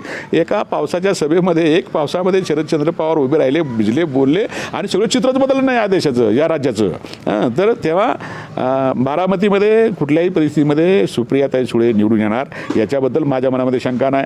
आपण जर पाहिलं मावळ लोकसभा मतदारसंघामध्ये, आपण मावळ लोकसभामध्ये श्रीरंग आप्पा बारणे गेल्या 10 वर्षापासून खासदार आहेत. श्रीरंग आप्पा बारणेंना संसदरत्न, महासंसदरत्न पुरस्कार मिळाले, आम्हाला आनंद आहे, प्रश्नच नाही. ते आमचे मित्र आहेत, त्याच्याबद्दल काय शंका घ्यायचं काही कारण नाही. परंतु त्यांनी जी आश्वासनं दिली होती या मतदारसंघामध्ये, ज्या पद्धतीचा विकास, पर्यटन क्षेत्र निर्माण करू आम्ही, मावळला पर्यटनाचा खूप मोठा संधी आहे आणि तिथं ते करू असं म्हटले होते, त्याच्यामध्ये त्यांनी काही केलेलं नाही. इथल्या स्थानिक शेतकऱ्यांचे जे प्रश्न होते, स्थानिक लोकांचे, भूमिपुत्रांचे जे प्रश्न होते ते सोडवण्यामध्ये त्यांनी कधी पुढाकार घेतला नाही. ते इथल्या त्यांच्या जवळच्या लोकांनासुद्धा जो न्याय द्यायचा प्रयत्न त्यांनी करायला पाहिजे होता तो केला नाही. आज आपण पाहतो आहोत की गेल्या 15 वर्षापासून मावळ लोकसभा मतदारसंघावर शिवसेनेचं वर्चस्व आहे. त्यांच्या अगोदर गजानन बाबर खासदार होते, इथले शिवसेनेच होते आणि 10 वर्ष इथं हे होते. शिवसेनेचा एक इतिहास आहे, शिवसेनेचा पण एक इतिहास आहे. बाळासाहेब ठाकरेंच्यावर प्रेम करणारी जी जनता आहे, जे मतदार आहे, तो बाळासाहेब ठाकरेंची शिवसेना ही उद्धव ठाकरेंनीच सांभाळावी असं म्हणणार आहे तो. आणि म्हणून उद्धव ठाकरेंची शिवसेना मतदारांच्या मनामध्ये खरी आहे. निवडणूक आयोगाला हाताशी धरून किंवा सगळ्या लोकांना मॅनेज करून ज्या पद्धतीनं निकाल घेतले गेले आपल्याला माहिती आहे. आपल्या आपल्या विधानसभेच्या अध्यक्षांनी काय पद्धतीने निकाल दिले, कोर्टाने सुद्धा त्याच्यावर ताशेर मारले आहेत, हे आपण पाहिलेलं आहे. त्याच्यामुळं मूळ जो मतदार आहे शिवसेनेचा, तो बाळ ठाकरेंच्यावर प्रेम करतो, तो उद्धव ठाकरेंच्यावर प्रेम करतो. आणि उद्धव ठाकरेंची शिवसेना फोडलेल्या शिंदेंच्या बरोबर श्रीरंग आप्पा बारणे गेले याचा राग इथल्या शिवसैनिकाच्या मनामध्ये आहे. तो या ठिकाणी निवडणुकीच्या निमित्तानं आपल्या लक्षात येईल. मागच्या वेळेला श्रीरंग आप्पा बारणे खूप मोठ्या मताधिक्याने निवडून आले होते, परंतु भारतीय जनता पक्षाच्या सगळ्या केडरचा आधार घेऊन ते त्या ठिकाणी निवडून आले, महायुतीचे उमेदवार म्हणून निवडून आले. परंतु भारतीय जनता पक्षाची आजची परिस्थिती जर पाहिली आपण, मावळमधले लोक नाराज आहेत, पिंपरी चिंचवड शहरामध्ये लोक नाराज आहेत. या ठिकाणी ते सारखे दावे करत होते की आम्ही कसे निवडून येऊ शकतो, भारतीय जनता पक्ष कसा निवडून येईल, भारतीय जनता पक्ष कशा मोठ्या पद्धतीने विजय होईल आणि म्हणून आम्हालाच ते तिकीट मिळावं अशा पद्धतीने मागणी करत होते. आता ह्यांच्यात जो दुरावा आहे हे दाखवायला असतो. महाराष्ट्रातल्या लोकांची मानसिकता अशी असते की एकदा आपण म्हणतो ना, एकदा तुम्ही माझा अपमान केला ना त्याचा बदला घेण्याचा तो वेळ शोधत असतो. तसं जसं आता शिवतारे बापू बोलले असतील की आता मी माघार घेतो, परंतु शिवतारे बापूंना ज्या पद्धतीनं अजित पवारांनी त्यांची प्रतारणा केली होती अतिशय खालच्या दर्जानं, शिवतारे बापू विसरतील. हर्षवर्धन पाटील विसरतील त्यांचं 2-3 त्यांना ज्या पद्धतीनं भरणे मामांना त्या ठिकाणी निवडून आणण्यासाठी म्हणून हर्षवर्धन पाटलांचा कशा पद्धतीनं त्या ठिकाणी त्यांचं वर्चस्व कमी करण्याचा प्रयत्न अजितदादा पवारांनी केला, हे हर्षवर्धनदादा पाटील तुम्हाला असं वाटतं हर्षवर्धन पाटील विसरतील? नाही विसरणार. याचा परिणाम होणारच आहे.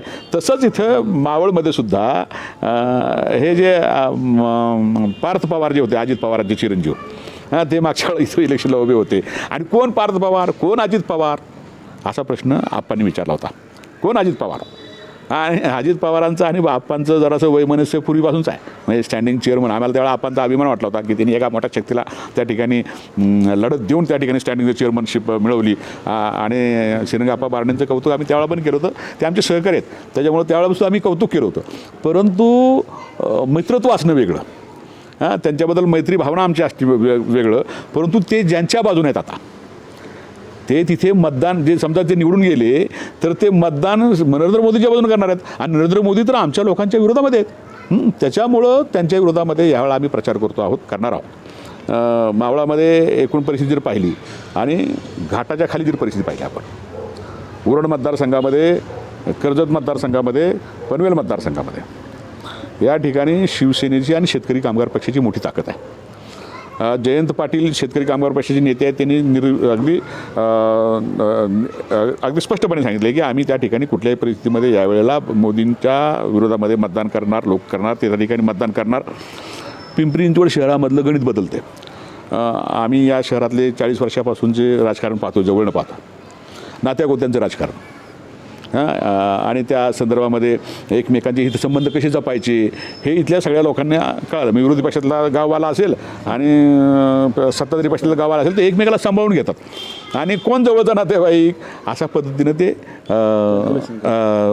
मतदानाचा त्यांची ते एक दिशा ठरत असते.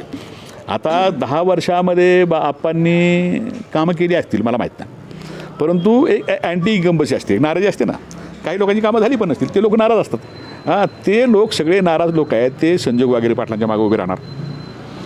आणि काही लोकांना असं पण वाटतं हे मी चॅनलवर बोलणं योग्य आहे की नाही मला माहीत नाही, परंतु समजा दुर्दैवानं नरेंद्र मोदींचं सरकार आलं आणि श्रीरंगाप्पा बारणे जर मजबूतपणे इथं निवडून आले तर ते आपल्या बोकांडी बसतील अशी एक भीती इथल्या सर्वसामान्य ज्यांना पुढची संधी शोधायची आहे. मग ते म्हणतील आत्ताच थांबवा, ते काय म्हणतील आत्ताच थांबवा म्हणून सुद्धा धोका आहे श्रीरंगाप्पा बारणेंना सुद्धा, त्याच्यामुळे सुद्धा धोका आहे. आणि व्यक्तिमत्वातला फरक आहे. संजय वागेरे पाटलांची एकूण जी इमेज आहे किंवा श्रीरंगाप्पा बारणेंची जी इमेज आहे ते तेवढा फरक असू शकतो.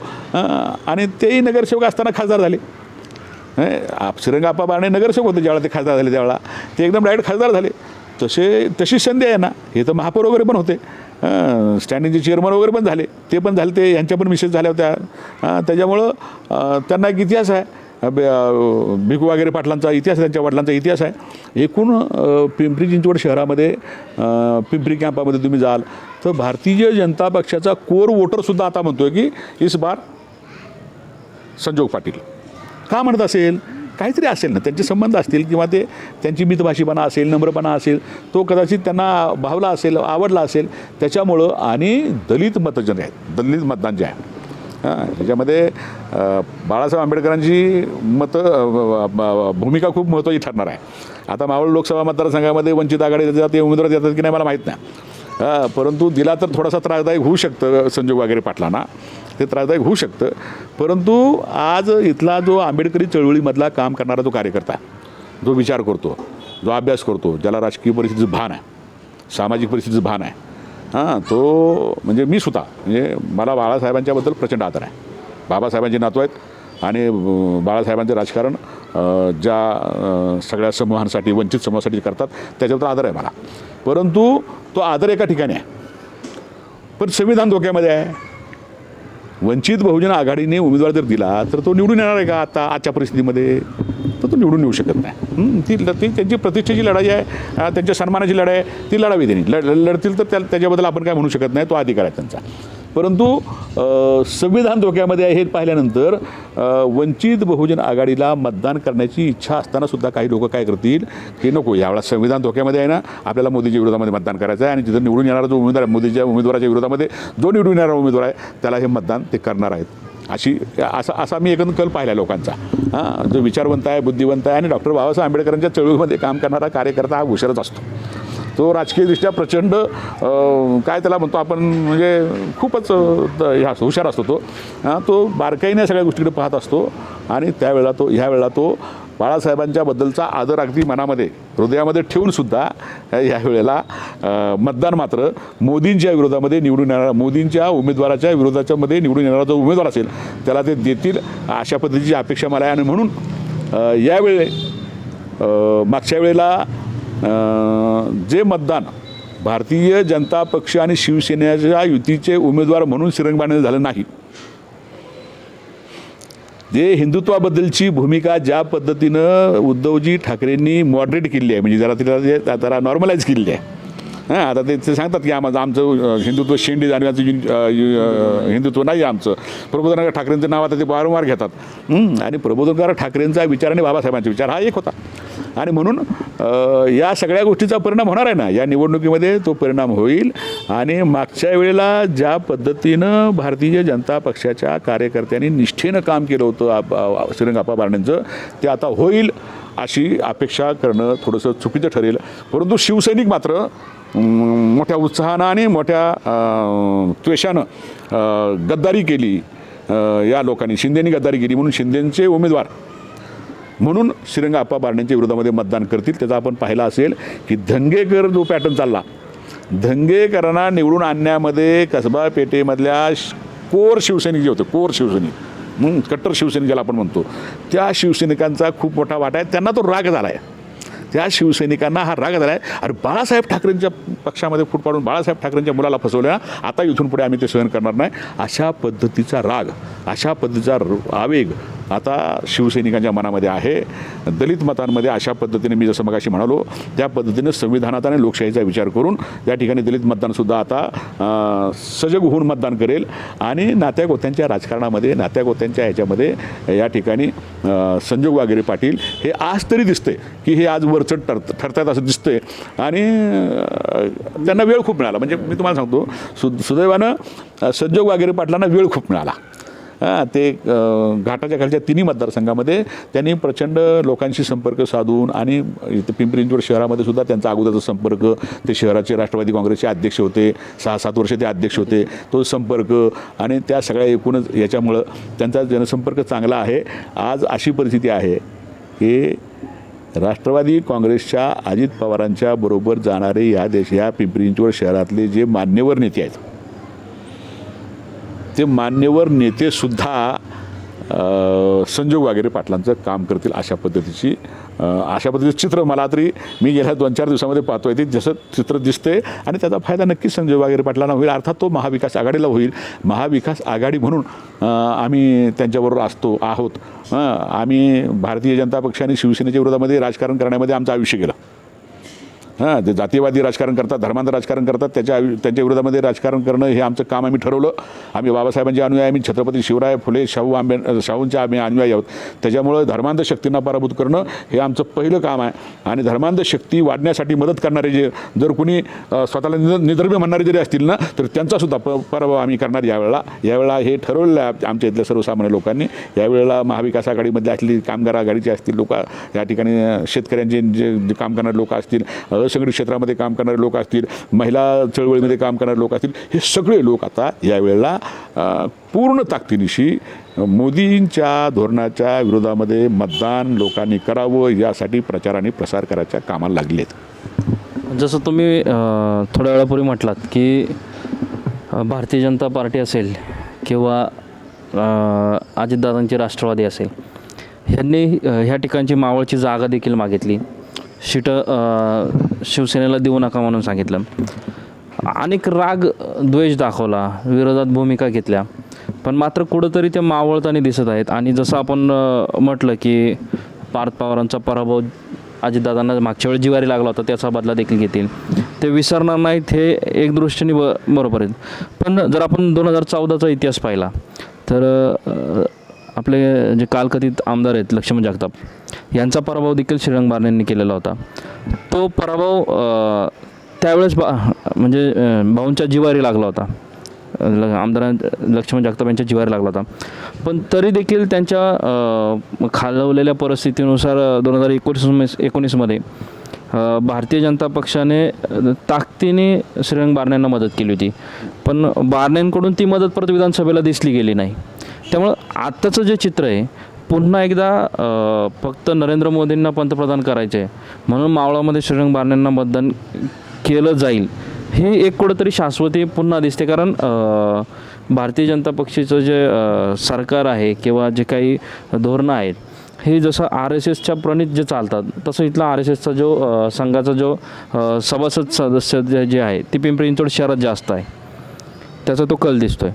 परत दुसरीकडे आपण पाहिलं की अजितदादांच्या आमदार जे आहेत, पिंपरीतले आमदार असतील, मावळातले आमदार असतील, ह्या दोघांनी देखील विरोध केला होता बारण्यांना. आणि एक प्रकारे बारण्यांना जर पाहिलं आपण की ज्यावेळेस हे एकत्र होते, शिवसेना ज्यावेळेस एकत्र होती त्यावेळेस देखील बारणे खासदार असताना या ठिकाणची कुठलीही शिवसेना वाढवलेली नव्हती. त्यामुळे मी त्यांना कधी शिवसैनिक समजतच नाहीत एक पत्रकार म्हणून. मी त्यांच्याकडे ज्यावेळेस पाहतो तर ते मला कुठेतरी त्यांची एक बारणे सेना त्यांनी स्वतंत्र तयार केलेली दिसली. आत्ता ते शिंदे गटामध्ये आहेत तरीसुद्धा शिंदे गटामध्ये कुठेतरी त्यांनी शिंदेंची शिवसेना देखील कुठेतरी वाढवलेली दिसत नाही. त्यांच्याकडचे जे कार्यकर्ते आहेत, जे शिवसैनिक आहेत, त्यांचा जो ज्या मात्रामध्ये त्यांच्याकडे पाहिजे ते दिसत नाहीत. आत्ता देखील त्यांची बारणे सेना हीच आहे. मात्र त्यांना एक जो विश्वास आहे की बाबा मी भारतीय जनता पक्षाच्या सोबत असल्याकारणाने मी निवडून येईल, हा विश्वास त्यांचा कितपत ठाम जनता पुढं नेईल. कारण आत्ताची जी संधी आहे त्यांना जर हॅट्रिक झाली, ते जर तिसऱ्यांदा निवडून आले तर भविष्यात त्यांच्या जे काही निवडून आल्यानंतर त्यांच्या मुलाला तिकीट दिलं जाईल किंवा त्यांच्या भावाला तिकीट दिलं जाईल किंवा कोणाला जवळच्याला तिकीट दिलं जाईल, ही भावना इतर पक्षामध्ये स्वाभाविक राहणारच आहे. त्यामुळे त्यांना ह्या चढाओढीचं राजकारण जे आहे ते कुठंतरी दिसणारच आहे. मग त्यानुसार आत्ताचं जे वातावरणामध्ये जे पाहतोय की आपण इथला जो मतदार आहे, ह्या मतदारांना त्यांच्या हॅट्रिकशी घेणं देणं नाही आहे. ह्या मतदारांना कोण निवडून येतं त्याच्याशी घेणं देणं, ह्या मतदारांना घेणं देणं आहे ते इथल्या बेरोजगारीच्या प्रश्नांचा. इथल्या मावळमध्ये ज्या कंपन्या आहेत त्या बंद पडल्या गेल्यात, अनेक कंपन्यांचे मोर्चे झालेत, त्या ठिकाणी फक्त स्टंटबाजी झाली गेली. कुठेतरी 10 वर्षामध्ये, ह्या अलीकडे 2 वर्षामध्ये कामं दिसत आहेत. ह्या एकंदरीत जर पाहिलं आपण तर हा जो मावळचा जो लोकसभेचा मतदारसंघ हा खूप म्हणजे एक संपूर्ण राज्याचं लक्ष जे आहे ते या ठिकाणी लागलेलं आहे. कारण बाळासाहेबांचा जो निवास आहे तो लोणावळ्यामध्ये जास्त झाल्या कारणाने लोणावळ्यातला जो लोणावळा ते मावळचा जो खालचा जो मतदार आहे खंडाळ्यापर्यंतचा तो ठाकरे घराण्यावरती प्रेम करणार आहे. स्वाभाविकच आहे, आपण पाहिलं की ह्या ठिकाणचं जर मतदान आहे चिंचवडमध्ये चिंचवड विधानसभेचं मतदान जास्त आहे. त्याच्यामुळं पाहताना लोकांची जी दृष्टी आहे ती वेगवेगळ्या अंगाने पाहिली जाते. तुम्ही काय सांगाल की ह्या सर्व एकंदरीत परिस्थितीवर जर आपण विचार केला, गांभीर्याने विचार केला तर काय ह्या मतदारांना आव्हान कराल की कशा प्रकारे ह्या प्रभागामध्ये, ह्या मावळ लोकसभेमध्ये, जसं तुम्ही एक आंबेडकरी साहित्यिक, आंबेडकरी विचारवंत किंवा आंबेडकर चळवळीमध्ये काम करता, तर काय ह्या आंबेडकरी समाजाची भूमिका असली पाहिजे? नाही, आंबेडकरी समाजाची भूमिका मगाशी जसं मी सांगितलं, म्हणजे आदरणीय बाळासाहेबांच्या बद्दलचा आदर तर नक्कीच आहे. त्यांना ज्या पद्धतीनं काय त्या निगोशिएशनमध्ये काय झालं असलं मागं पुढं आम्हाला माहीत नाही. आपण काय तितके एवढे मोठे कार्यकर्ते नाही, आपल्याला तिथं काय झालं असलं माहीत नाही आपल्याला. फक्त पण मावळमध्ये अजून तरी आंबेडकरी चळवळीतला किंवा वंचित बहुजन आघाडीचा उमेदवार कुठला जाहीर झालेला दिसत नाही. तो कदाचित होणार नाही असं वाटतं मला. कारण का नाही म्हटलं तरी सगळ्यात पहिल्यांदा आघाडी झाली होती बाळासाहेबांची उद्धव ठाकरेंच्या बरोबर. थोडाफार तो म्हणजे बाळासाहेबांनी ज्या पद्धतीने 7 उमेदवार काँग्रेसचे सांगा, आम्ही तुम्हाला पाठिंबा देतो असं सांगितलं. म्हणजे बाळासाहेब थोडेसे अशा पद्धतीनं पण राजकारण करत आहेत की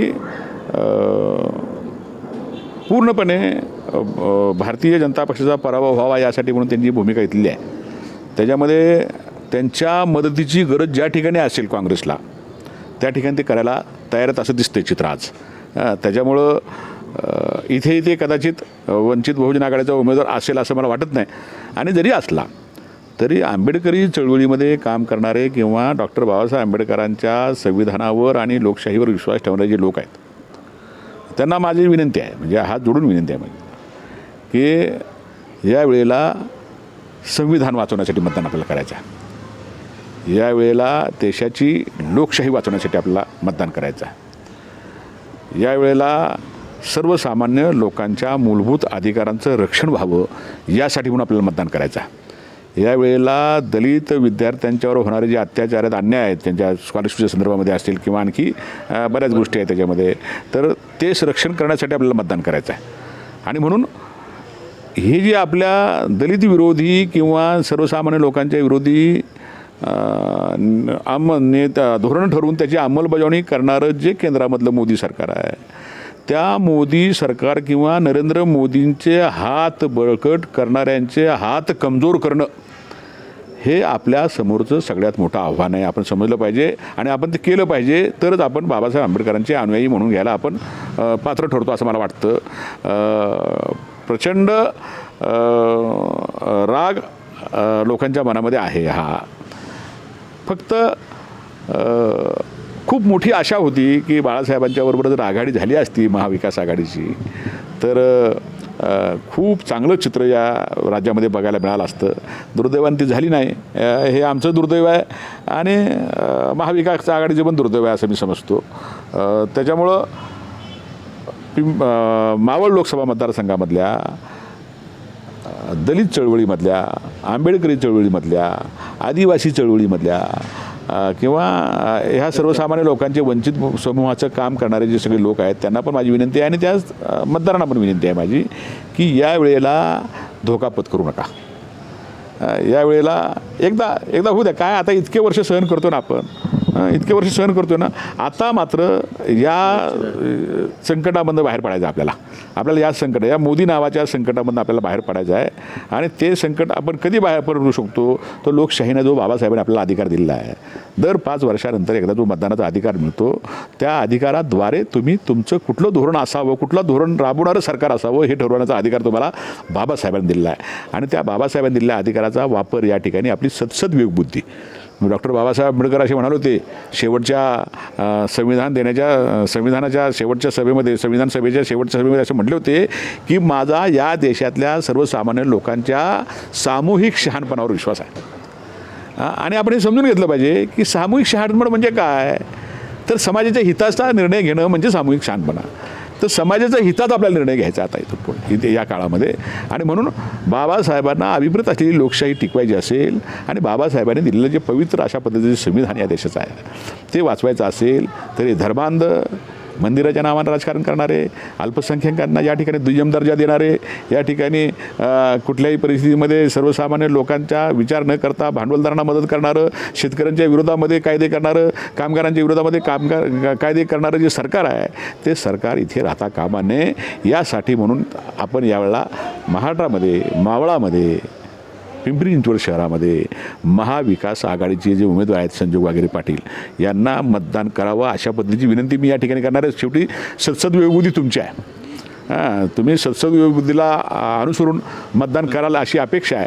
परंतु माझं आव्हान, मी महाविकास आघाडीचा एक कार्यकर्ता म्हणून किंवा महाविकास आघाडीचा एक सहकारी सदस्य म्हणून मी आपल्याला अशी विनंती करणार आहे की या वेळेला जातीवादाच्या विरोधामध्ये, संविधानाला विरोध करणाऱ्यांच्या विरोधामध्ये, लोकशाहीला विरोध करणाऱ्यांच्या विरोधामध्ये आणि इथल्या सर्वसामान्य लोकांच्या अधिकाराचं रक्षण करणाऱ्यांच्या बाजूनं सर्वसामान्य महागाई, बेरोजगारी, इथल्या महिलांच्यावरचे अत्याचार, दलितांच्यावरचे अत्याचार, इथल्या कोरोनाच्या काळामध्ये पाहिलं असेल आपण की हजारो कामगारांना ज्या पद्धतीनं कष्टाला सामोरं जावं लागलं, ज्या ठिकाणी संकटाला सामोरं जावं लागलं, त्या सगळ्या गोष्टी आपण लक्षात ठेवल्या पाहिजेत. आपण हे लक्षात ठेवलं पाहिजे की ज्या वेळेला इथे लोक मरत होते, लोक इथं औषधाशिवाय मरत होते, त्यावेळेला हे सरकार, हे मोदी सरकार कोट्यावधी रुपयाच्या देणग्या देऊन त्या ठिकाणी औषधांचा बाजार करत होतं. 1-1 लाख रुपयाला रेमडेसिवीरचं इंजेक्शन विकलं गेलं.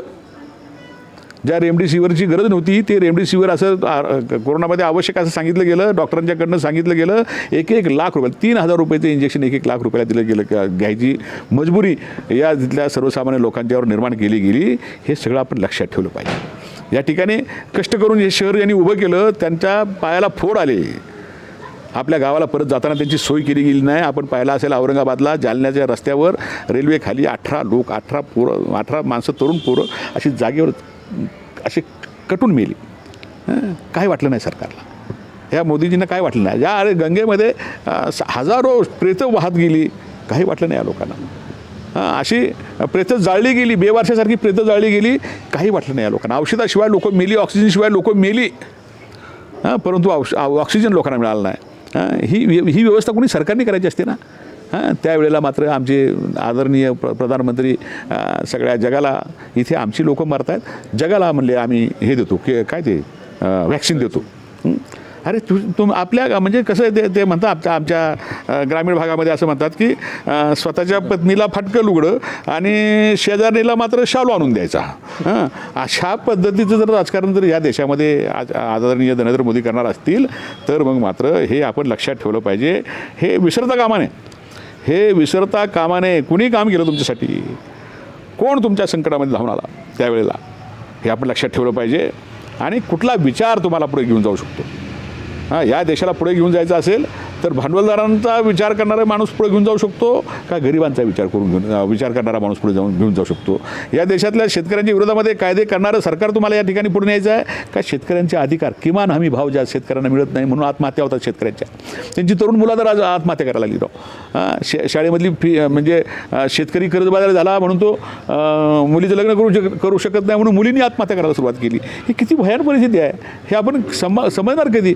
अरे आदिवासी भागामध्ये गेला तर कुपोषित महिला, ज्या गरोदर महिला आहेत ना पुरी, लहानपणी त्यांची लग्न होतात आणि पोटामध्ये गर्भ राहिल्यानंतर कुपोषणामुळे मातेसकट मुलं मारतात लाखोच्या संख्येने.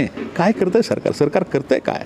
अंगणवाडी सेविका या ठिकाणी संघर्ष करत आहेत, या ठिकाणी शिक्षक संघर्ष करत आहेत, या ठिकाणचे प्राध्यापक संघर्ष करत आहेत, या ठिकाणचे म्हणजे यांच्याच काळामध्ये नरेंद्र मोदींच्या काळामध्ये सर्वोच्च न्यायालयाच्या न्यायाधीशांनी येऊन त्या ठिकाणी प्रेस कॉन्फरन्स घेऊन या सरकारच्या विरोधामध्ये नाराजी व्यक्त केली. या ठिकाणी अर्ध्या रात्री तुम्ही CBIचे रायडर बदलता, कुठल्याही प्रकारचा विचार न करता. या ठिकाणी निवडणूक आयोग आपल्या ताब्यामध्ये राहावा म्हणून त्या ठिकाणी विरोधी पक्षाचा माणसालाच गायब, तुम्ही न्यायाधीशच गायब करता त्याच्यामधनं. ही काय हे काय चाललं आहे. CBIला असेल किंवा इन्कम टॅक्सला असेल आपल्या ताब्यामध्ये ठेवणं हे लोकशाहीला मारक आहे, लोकशाही धोक्यामध्ये घालण्याचं काम आहे. आपण म्हणून माझी विनंती आहे आपल्या सर्वांना, आपण सर्वजण जे जाणकार लोक आहात, आपण मतदार आहोत, आपण या देशाची लोकशाही टिकवण्याची जबाबदारी आपल्यावर आहे. हा देश टिकावा याची जबाबदारी आपल्यावर आहे. ही नरेंद्र मोदींच्यावर जबाबदारी नाही, ही शरद पवारांच्यावर जबाबदारी नाही, ही राहुल गांधीजीवरची पण जबाबदारी नाही. ही जबाबदारी आपली आहे. आपण सांगितलं पाहिजे कोण आमचा नेता असेल, कोण आमचं सरकार चालवेल, कोण आमचं धोरण ठरवेल, हे आपण सांगायला पाहिजे. आणि म्हणून सामुदायिकरित्या जसं डॉक्टर बाबासाहेब आंबेडकर म्हणाले सामूहिक शहाणपणावर विश्वास आहे, लोकांच्या सामूहिक शहाणपणावर विश्वास आहे. म्हणून आपण सामूहिक हे शहाणपण दाखवलं पाहिजे आणि या देशातील लोकशाही टिकवली पाहिजे. आणि यासाठी इंडिया आघाडीच्या लोकांना या ठिकाणी यावेळेला ते इंडिया आघाडीच्या लोकांनी पुन्हा आपल्याला धोका दिला तर त्यांचा हिशोब काय करायचं करू आपण. पण आत्ता मात्र तातडीची गरज अशी आहे की आत्ता कुठल्याही परिस्थितीमध्ये या देशामधनं भारतीय जनता पक्षाचं NDAचं सरकार पाय उतार झालं पाहिजे. यासाठी आपल्याला पुढं जावं लागेल, आपल्याला या ठिकाणी जबाबदारी घ्यावी लागेल आणि तशाच पद्धतीने मतदान करावं लागेल. आपण पाहिलंच की मानव कांबळे साहेबांनी अत्यंत भरपूर गोष्टीवरती आपलं लक्ष वेधलेलं आहे आणि जे मुद्दे आजपर्यंत सर्वसामान्य लोकांपर्यंत कधी पोचले नाहीत अशा मुद्द्यांवर देखील त्यांनी लक्ष घातलेलं आहे. मतदान कोणाला करायचं हे त्यांनी स्वाभाविकच त्यांच्या ह्याच्यात सांगितलेलं आहे. पण आपण सुज्ञ मतदार आहात, जागृत मतदार आहात. आपल्याला ही संविधानिक लोकशाही आहे, ही जर टिकली तर आपले बेरोजगारीचे प्रश्न असतील, आरोग्याचे प्रश्न असतील, वैद्यकीय प्रश्न असतील, त्याच्यानंतर शैक्षणिक प्रश्न असतील, ह्या प्रश्न सोडवण्याच्या दृष्टिकोनातून जर आपण पाहिलं की तोडाफोडा राज्य करा ह्याच्यामध्ये जगायचं आहे की लोकशाहीने सुखाने नांदत आपल्या सर्वांना ह्या देशाच्या विकसित भारताकडे प्रदान करायचं आहे. कारण विकसित भारताच्या नावाखाली गुलामीकडे कुठंतरी दाबण्याचा प्रयत्न केला जातो आहे का, आणि परत एकदा गुलामी आली तर त्या गुलामांचे गुलाम आपणाला परत व्हायचे आहे का, असे अनेक प्रश्न जे आहेत ते भेडसावत आहेत. त्यामुळे आपण सुज्ञ मतदार आहात, आपण कशा पद्धतीने याकडे पाहणार आहात, आपल्याकडे निवडणूक मतदानाची तारीख ज्यावेळेस येईल त्यावेळेस आपण कोणाला मतदान करणार आहात हा आपला विचार आहे. कारण आम्ही कोणतंही हित जे आहे ते हित आम्ही सांगू शकतो पण कोणतंही गोष्ट आम्ही तुमच्यावर लादू शकत नाही. त्यामुळे आपण सुज्ञ मतदार म्हणून आपण कशा पद्धतीने याकडे पाहणार आहेत. ह्या लोकसभेची निवडणूक, कारण लोकसभेची निवडणूक म्हणलं तर देशाच्या राजकारणाकडे, आर्थिक धोरणाकडे, कायद्याकडे ह्या सर्व लक्ष वेधणारा घटक म्हणून लोकसभेकडे पाहिलं जातं. आणि हीच लोकसभा जर भक्कम असेल तर तिथून खालची यंत्रणा आणि तिथली यंत्रणा जर मजबूत असेल तर भारताला कुठल्याही परकीयांपासून धोका राहणार नाही आणि भारत हा नक्कीच विकसित भारत म्हणून आपल्याला पाहायला मिळेल. ह्या देशाची जी यंत्रणा आहे ही सुधारण्याकडे जर आपण लक्ष जर द्यायचं असेल तर आपलं मत हे आपण कोणाला द्यायचं हे आपण ठरवलं पाहिजे. तुर्तास आपण ह्या ठिकाणी थांबत आहोत. पुन्हा एकदा निवडणूक होईपर्यंत आपण कांबळे सरांसोबत पुन्हा एकदा भेटणार आहोत. पुन्हा अनेक विषयांवरती चर्चा होणार आहे, कारण आत्ताशी तर निवडणुकीचं वातावरण सुरू झालं आहे. हे राजकीय निवडणुकीचं वातावरण जे आहे ते आत्ताशी हळूहळू तापताना दिसतं आहे आणि ह्या तापलेल्या वातावरणामध्ये अनेक घडामोडी होणार आहेत. त्या घडामोडीकडे आपण लक्ष वेधणार आहोत. पुन्हा एकदा ह्या ठिकाणी आपण कांबळे साहेबांसोबत भेटणार आहोत. अनेक विषयांवरती त्यांच्यासोबत चर्चा करणार आहोत. कॅमेरामॅन भारतसह विकास कडलक, लॉर्ड बुद्धा TV. जय भीम.